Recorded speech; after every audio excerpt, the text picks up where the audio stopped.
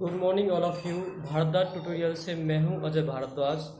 आज हम डिस्कस करेंगे basic properties of magnet, part 2, basic properties of magnet, chapter 5। Now discuss the basic properties of magnet. First of all, earth behave as a magnet. Earth क्या है? एक magnet की तरह behave करती है। Now discuss the first properties of magnet. A magnet attracts the magnetic substances। एक magnet है जो अट्रैक्ट करती है किसको? मैग्नेटिक सबस्टांसेस को। जो सबस्टांसेस है जैसे लाइक आयरन, कोबाल्ट, निकल, आयरन, कोबाल्ट, निकल ईटीसी। इन सबस्टांसों को अट्रैक्ट करना क्या कहलाता है? मैग्नेट कहलाता है। कि जो मैग्नेट है वो अट्रैक्ट करती है magnetic substances like iron, cobalt, निकल। कैसे अट्रैक्ट करती है? Explain by the diagram. Suppose A bar magnet is also AB bar magnet is also placed in the iron fillings। इस AB बार मैग्नेट को प्लेस किया गया है किसके अंदर?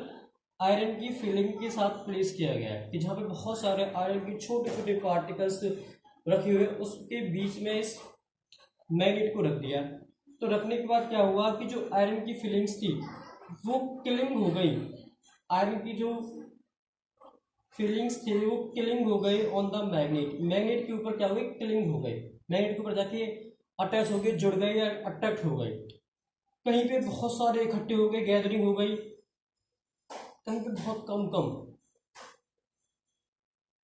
जिस आयरन की जो फीलिंग्स थी वो बहुत सारी क्वांटिटी में पॉइंट ए और पॉइंट बी के साथ अटैच हो गए, चिपक गए।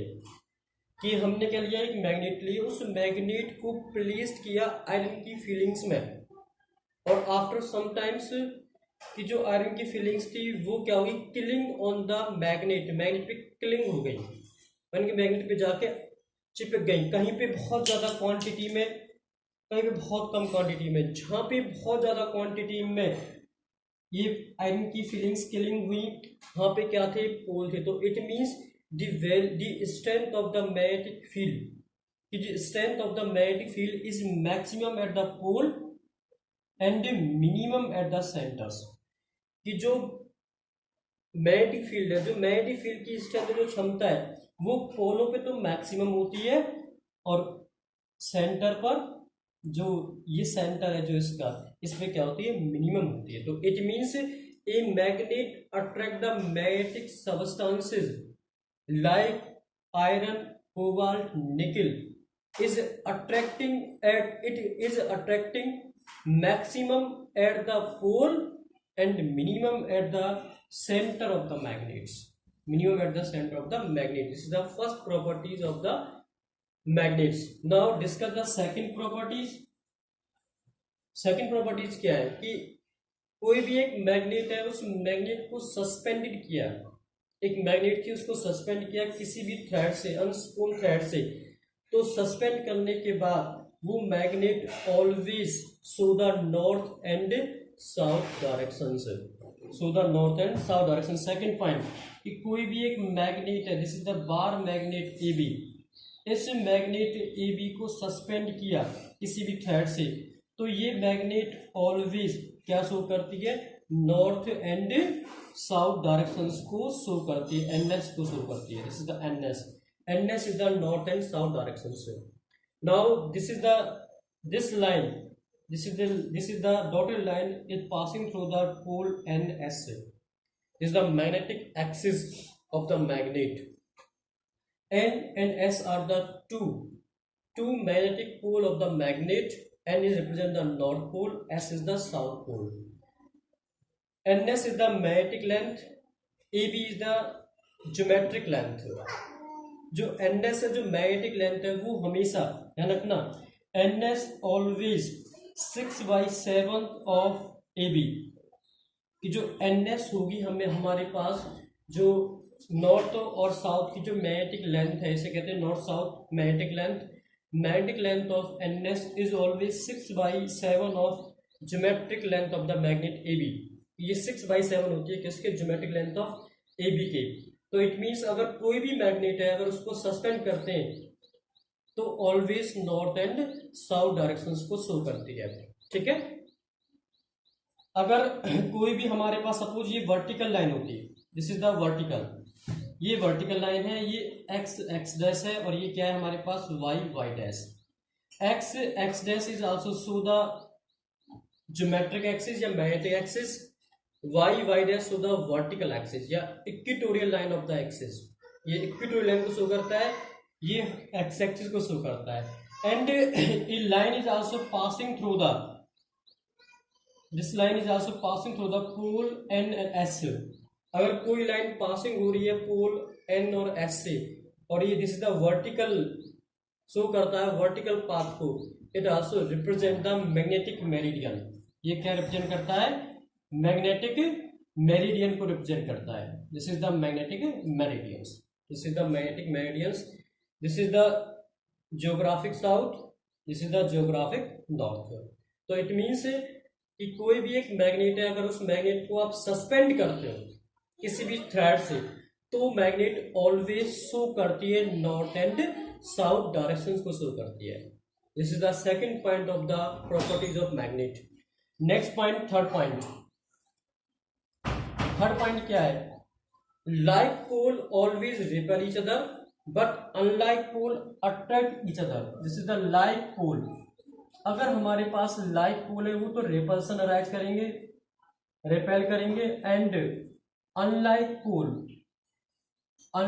पोल are attract each other. Unlike pole क्या करते हैं हमारे पास? अट्रैक्ट करते हैं। तो लाइक पोलों में रिपल्सन अराइज होगा और अनलाइक पोलों में अट्रैक्शन अराइज होगा। सपोज हमारे पास एक मैग्नेट है, उस मैग्नेट को सस्पेंड किया हुआ है, this is the magnet name is AB या NS। इसको सस्पेंड किया गया थ्रेड से। हम अगर इसके पास एक और मैग्नेट लेके आते हैं, अगर इसके पोल ये भी S है और ये भी है, अगर ये दोनों पोल लाइक है तो we observe the repulsion arise, this is the R। अगर दो मैग्नेट है, अगर दो मैग्नेटों के दोनों पोलों को आप एक दूसरे के क्लोज लेके आते हो, पास लेके आते हो, तो आप ऑब्जर्व करोगे कि अगर साउथ साउथ है तो भी रिपल्सन अराइज होगा, तो we observe repulsions. And north north है तो आल्सो वी ऑब्जर्व रिपल्सन्स। अगर पोल स्ट्रेंथ इक्वल है तो रिपल्सन्स अराइज, अगर पोल स्ट्रेंथ अपोजिट है तो अट्रैक्शन अराइज। अगर सपोज करिए ये पोल नॉर्थ है और ये वाला क्या है? S है, साउथ है, तो इन दोनों के बीच में अब क्या हो जाएगा? इन दोनों के बीच में क्या होगा? अट्रैक्शंस होगा। इन दोनों के बीच में क्या हो जाएगा? अट्रैक्शंस, जिसे कहते हैं A। कि अगर लाइक पोल है तो रिपल्सन अराइज होगा, अनलाइक पोल है तो क्या होगा? अट्रैक्शन अराइज होता है। कि पोल अगर साउथ साउथ है तो रिपल्सन, नॉर्थ नॉर्थ है तो भी रिपल्सन्स, अगर नॉर्थ साउथ है तो क्या होता है? अट्रैक्शंस होता है। Next point, fourth point. Fourth point is also discuss by the Coulomb's law of magnetic force. यहाँ पे भी कूलम्ब्स लॉ अराइज हो गया। Coulomb's law of magnetic force क्या होता है? This is the Coulomb's law of magnetic force. कि जो फोर्स अराइज हुआ, force of attractions, discuss Coulomb's law of magnetic force, the forces of attractions और रिपल्सन्स between the two poles. जो force of attraction और repulsion हुआ दो poles के बीच में, वो फोर्स डिपेंड करता है product of the pole strength and inversely proportional to the square of the distance between them.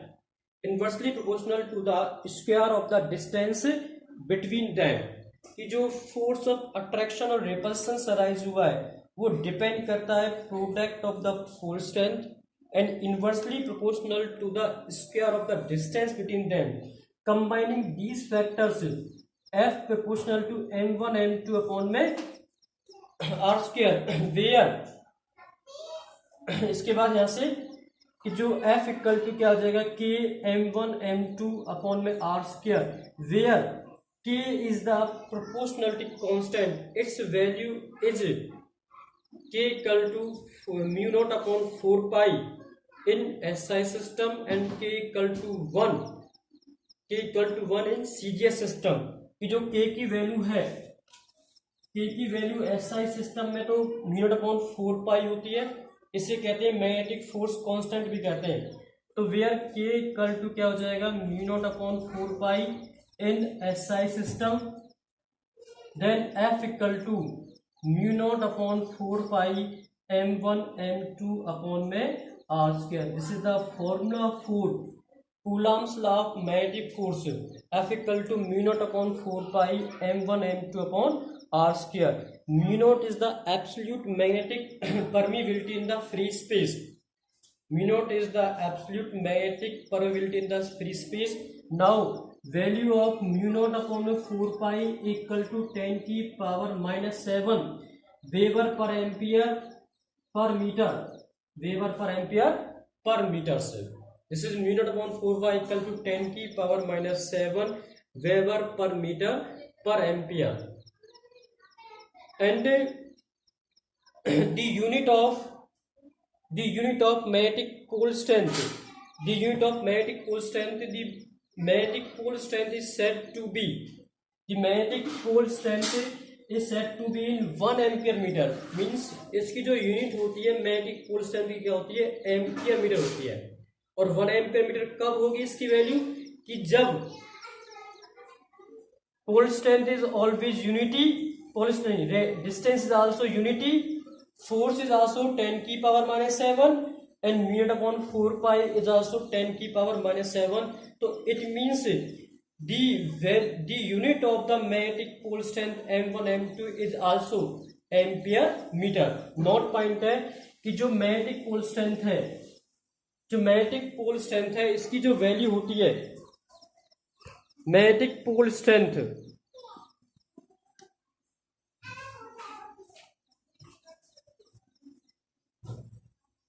Magnetic pole strength, unit of pole strength क्या होती है इसकी unit, ampere metre. This is the ampere metre. कि जो pole strength है इनकी unit क्या होती है, एम्पियर मीटर होती है। This is the Coulomb's law of magnetic force F equal to mu naught upon 4 pi m1 m2 upon r square. Now next point, discuss fifth point. Magnetic poles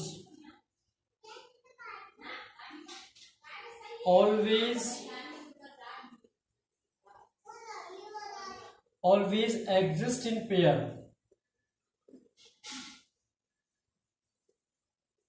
and magnetic monopoles do not exist. Monopoles do not exist.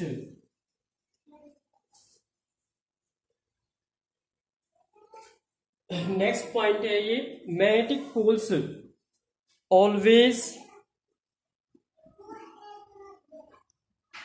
always exist in pairs and magnetic monopole do not exist. It means कि हमारे पास कोई भी एक bar magnet है, this is AB bar magnet, ये एक bar magnet है। Bar magnet has it two pole strength north and south. This is the line attaching to the north and south is called magnetic axis. एक bar magnet है, अगर हम इस bar magnet की pieces कर देते हैं, अगर हम इस bar, if bar magnet is also broken into the many pieces, but the pole strength do not exist. कि जो मैग्नेट के जो पोल स्ट्रेंथ है वो कभी भी एग्जिस्ट नहीं होंगे, कभी भी आइसोलेटेड नहीं हो सकते। Always any broken pieces of the magnet is always complete a magnet. कि हमने इसके छोटे छोटे पीसेस कर दिए तो भी ये क्या रहेगा, इसके पेयर रहेंगे नॉर्थ एंड साउथ, और पीस किए तो भी इसके पेयर रहेंगे नॉर्थ एंड साउथ, और पीस किए तो भी इसके क्या होंगे, नॉर्थ एंड साउथ, कि हम कितना भी इस मैग्नेट को ब्रोकन कर दें लेकिन इनके पेयर्स की वैल्यू कभी भी सेपरेट नहीं होगी। और जितने भी पीसेस हम इसके सेपरेट करेंगे अलग अलग, उतने ही जितने भी हमने पीस सेपरेट किए उतनी ही वो क्या होंगी, एक परमानेंट, एक कंप्लीट मैग्नेट होंगे। अगर हम इसे बार मैग्नेट को ब्रोकन करते हैं into many small particle of the molecules, अगर इसको मॉलिक्यूल के छोटे छोटे पार्ट में भी ब्रोकन करते हैं तो भी वो molecule is also behave as a complete magnet. तो मॉलिक्यूल भी किस में बिहेव करेंगे, एक कंप्लीट मैग्नेट के रूप में बिहेव करते हैं। तो it means magnetic poles always exist in pairs and magnetic monopoles do not exist. Next point 6 point क्या है, एक magnet is also behave as inductive property. एक मैग्नेट की कैसी प्रॉपर्टी होती है, ये इंडक्टिव भी प्रॉपर्टी रखती है और डायरेक्टिव प्रॉपर्टी भी रखती है। What do you mean by inductive properties, discuss the inductive properties. आपके पास कोई भी आयरन का पीसेस है, when iron pieces cobalt nickel also placed in the magnet and after some time the pieces of the iron या cobalt nickel acquire the magnetisms। कि आपने क्या लिया, कोई भी पीस लिया, आयरन का लिया, कोबाल्ट का लिया, निकल का लिया, अगर आपने उसको प्लेस कर दिया है किसी मैग्नेट के साथ तो कुछ टाइम बाद उन पीसेस के अंदर मैग्नेट के गुण आ जाते हैं, मैग्नेटिज्म्स हो जाती है वो, और उस मैग्नेटिज्म्स को क्या कहते हैं, इंडक्टिव प्रॉपर्टी कहते हैं। This so the inductive properties. Last 7 point, repulsion is the sure test of magnetism। repulsion is the sure test of magnetism। कि जो रिपल्सन है वो कैसा टेस्ट है, श्योर टेस्ट है इसका, मैग्नेटिज्म्स का। ये मोस्ट इंपोर्टेंट पॉइंट है कि repulsion is the sure test of magnetisms. Discuss this point. तो डिस्कस करते हैं repulsion is the sure test of magnetisms क्या है, इसका एक्सप्लेनेशन समझ लीजिए। एनिमेशंस क्या है कि we have 2 identical pieces of one iron and other is magnet. हमने क्या किया, 2 पीस लिए, एक मान चलो एक पीस ये किसका है, आई का, आई मीन्स आयरन, और सेकंड पीस लिया सेम साइज का आइडेंटिकल पीसेस है किसका, मैग्नेट का। हमने 2 पीसेस लिया, आइडेंटिकल पीसेस, एक आयरन का पीस लिया और एक मैग्नेट का पीस लिया। उसके बाद हमें डिस्टिंग्विश करना है, तो डिस्टिंग्विश करने के लिए हमने एक अनदर बार मैग्नेट ली, एक मैग्नेट ली, उस मैग्नेट को इसके पास प्लेस कर दिया, इन दोनों के पास, ये नॉर्थ और साउथ है। तो ये मैग्नेट क्या करती है, ये मैग्नेट क्या करेगी, अट्रैक्ट करेगी आयरन की पीसेस को। ये मैग्नेट का जो एक एंड है वो एक एंड तो क्या करेगा, अट्रैक्ट करेगा किसके, आयरन के 1 पीस को, और मैग्नेट का जो दूसरा एंड है वो अट्रैक्ट करेगा अदर स्मॉल मैग्नेट को। जो मैग्नेट का दूसरा एंड है वो अट्रैक्ट करेगा अदर स्मॉल मैग्नेट को।